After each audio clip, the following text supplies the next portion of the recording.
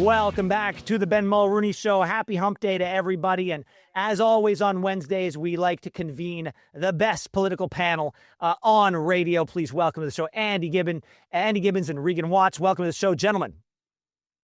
Big witch, my friend. Listen, we're doing something a little different today. We're actually at 50% more of the panel. We're doing 3 segments with you guys. I don't know if I can stomach it, but apparently the people at home love it. So, no, and the reason is it's been a long year. It's been a long year. And we want to look back at this year, and we want to honor the political stories of the year with a number of awards. And so we're going to do that coming up. But before we do, gentlemen, we want to take a look at Mexico, because this is how Mexican lawmakers block budgets. Have you seen this? Have you seen? It's not a filibuster; it's a filibuster. It's just a whole bunch of women pulling each other's hair. And Ben, I would like your viewers and listeners to know that Andy's actually in Mexico on a mission for diplomacy to try and help their fiscal situation and get their budget passed. And he sacrificed for all of us. He left Pyongyang and is now in Cancun. There we go, doing his best. Yeah. So apparently it was a regular session of Mexico's Congress and turned into a brief scuffle. During a debate on transparency reform. And the video shows lawmakers of rival blocs shoving and yelling and pulling each other's hair. I mean, it did look a little bit like the Maury Povich show. I mean, wouldn't we love some of that passion, Ben, in Canada with our lawmakers? I mean, I'm not an endorser of violence, but having lawmakers as passionate about their position as the Mexicans, and by the way, the Mexican lawmakers are no different than many other Latin American countries or even Eastern European countries. If you've seen some clips in legislatures around the world, Canada's pretty mild, relatively speaking, but it would be fun to see some of that excitement in the House of Commons or in provincial legislatures. The closest thing I can remember was Sheila Copps climbing over her chair in the House of Commons, banging her shoes on the desk in anger against either my dad or somebody in his government. That's the closest I remember seeing to this in Canada. You're forgetting Justin Trudeau's half elbow with Ruth Ellen Brousseau. Right. Yes, I forgot about that too. Yeah. Well, yeah. Regan, you want to reference the long national nightmare one more time? Well, look, there'll be lots of opportunities to talk about the long national nightmare in our awards show. But Andy, I appreciate the reminder that Justin Trudeau is not the feminist he pretends he is. All right, now it is time for our year in review. The BMS Political Panel with Regan and Andy. Year in review. There we go. All right, yeah, we're good. We got our barbershop quartet going today. Okay, so let's go with the first award of the day. For verbal flexibility under pressure, the gold medal in spin gymnastics.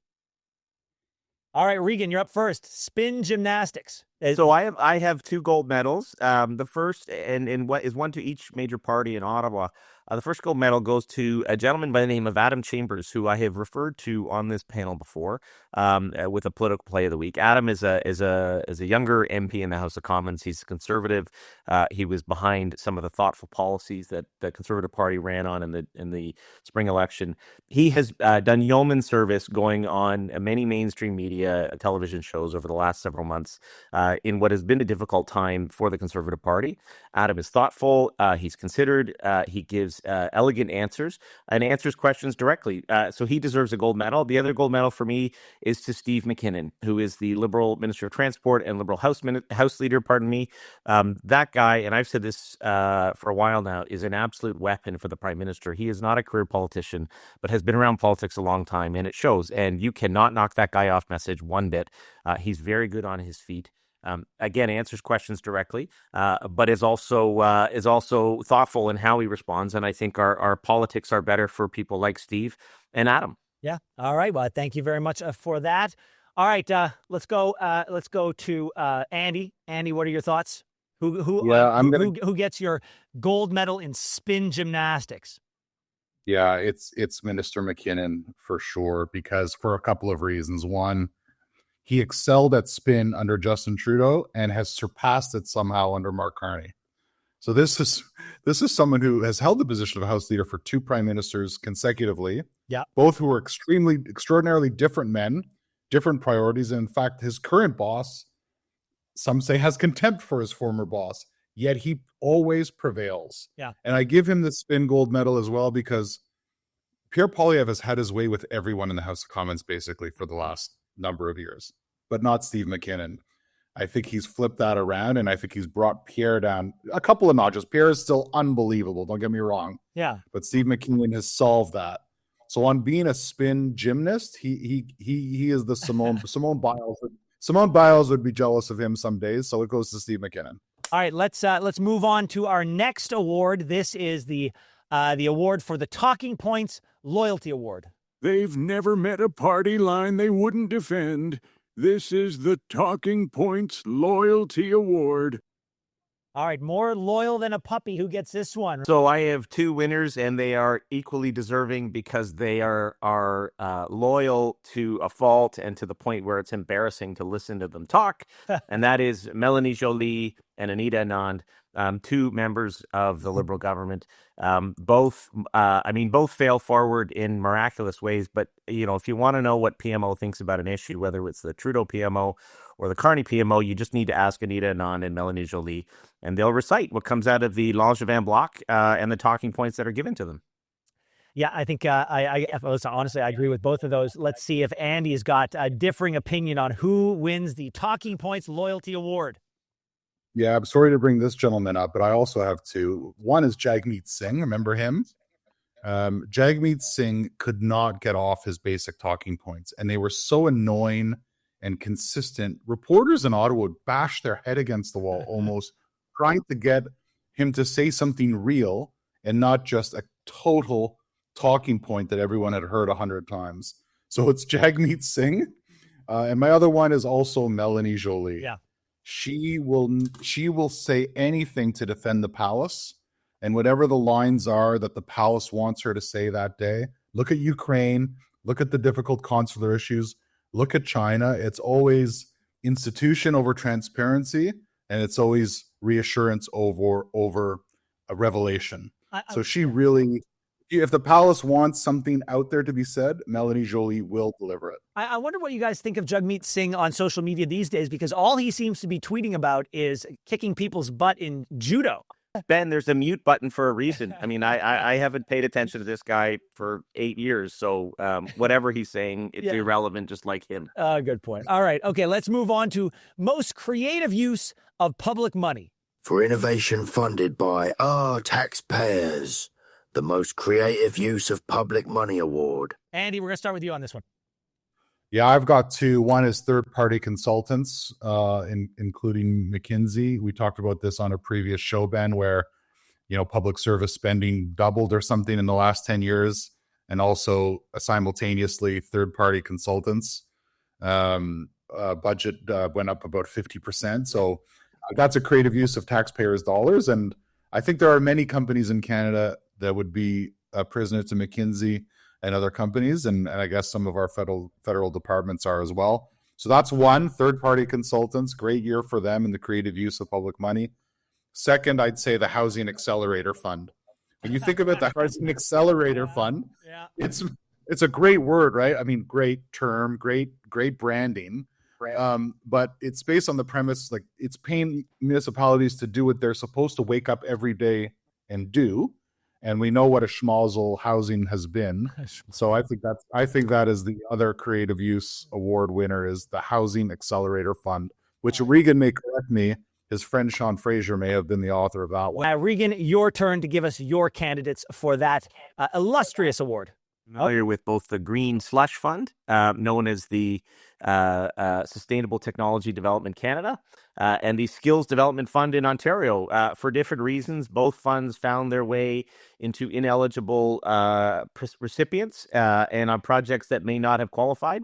I will note that there was a suggestion that the Skills Development Fund in Ontario may have gone to an adult entertainment venue. The last time I can remember any politician going to visit a strip club was when Judy Sgro was the immigration minister under Paul Martin and somehow found her way talking about visas in adult entertainment establishments, or maybe it was for chief of staff. I can't remember which. But those two funds were a colossal waste of money and are unfortunately a reflection of all political parties, when they get into government, there's a cycle that happens, and this type of waste does occur, and it drives taxpayers crazy, and for good reason. Well, all great candidates. I've decided I'm going to give this award to the outside consultants. Because when coupled with the rise in our public service, you would think there would be less of a need for them. And in fact, we've found more need in Ottawa for these guys. And for that reason, McKinsey et al. Are getting the award from me this year. Okay, moving on to the It'll Pay for Itself award. For fiscal optimism bordering on fantasy, the It'll Pay for Itself award. All right, I think it speaks for itself. Regan, by the way, loving the new shirt. I guess you're changing for every segment. It's changing, Ben, and it is a onesie. I will not stand up and show my behind, but there is a trap door for those who are... That's not information anyone needs, Regan. That is not information. In my Christmas onesie? Yeah, no, I'm taking 2 points off just for that. Okay, egregious offense to our sensibilities. I'm going to give my award... Well, let's get back to the show. The It'll Pay for Itself award for me goes to Stellantis, who received billions in federal funding and made job commitments saying they were going to keep jobs and create jobs in Canada. And it appeared that Minister Champagne and Minister Joly had not actually read the contract because when Stellantis pulled out, those jobs went with it. And so for me, the It'll Pay for Itself award, there is no better example than the billions that have been bestowed upon the Stellantis automaker for basically nothing. That is going to be a tough one to beat. Andy Gibbons, what say you? Who wins, in your mind, the It'll Pay for Itself award? That's a very tough one to beat. Mine is dental care. Mine is dental care and pharmacare. These are huge, huge monster expenditures for the government. And they're even paying for dental care for people who don't even qualify for it. It's been a mess in terms of the Canadian Dental Association and getting dentists actually sign up to this program. So that's my winner. Those two programs, pharmacare and dental care, for the It Will Pay for Itself Award 2025. Yeah, this is a tough one, man. I feel that this one's a toss-up. I think I'm going to award it to both of you on that one because that's a tough one. It's a tie. Yeah, I can award ties. It's a tie, gentlemen. I think there's nothing wrong with that. There's more than enough government waste and graft to go along for everybody. Everybody wins. Everybody gets a car.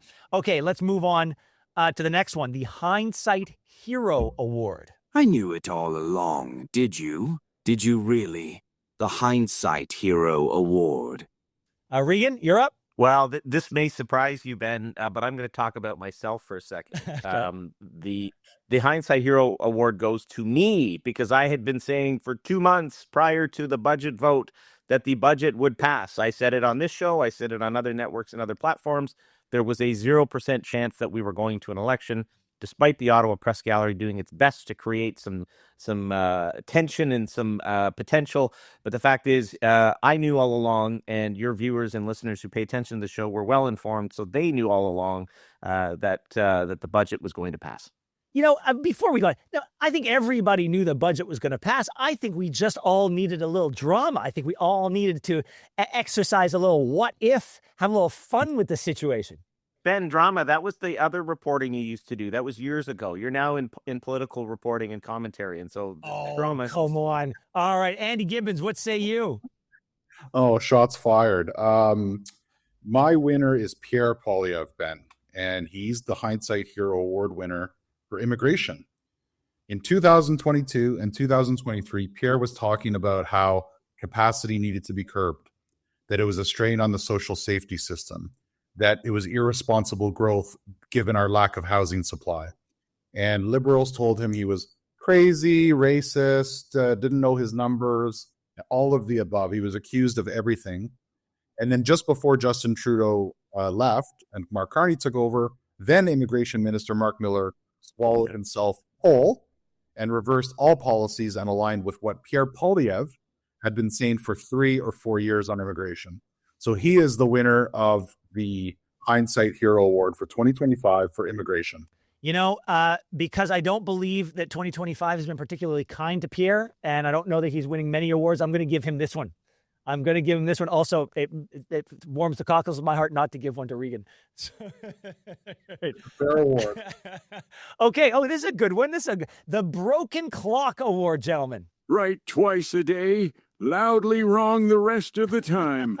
The Broken Clock Award. There we go. I love this one. Okay, I can't wait to hear what you guys have for this. Regan, you're up. So I have actually 3 award winners here for this year for this award, and I'll be very quick. My 3 winners are Olivia Chow, Elizabeth May, and Andrew Scheer.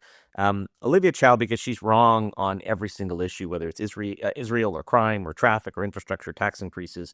You know, in 2025, Olivia Chow decided that the hardest part of running Toronto City Hall was making sure that Toronto had a opinion on what was happening in the Middle East and in Gaza.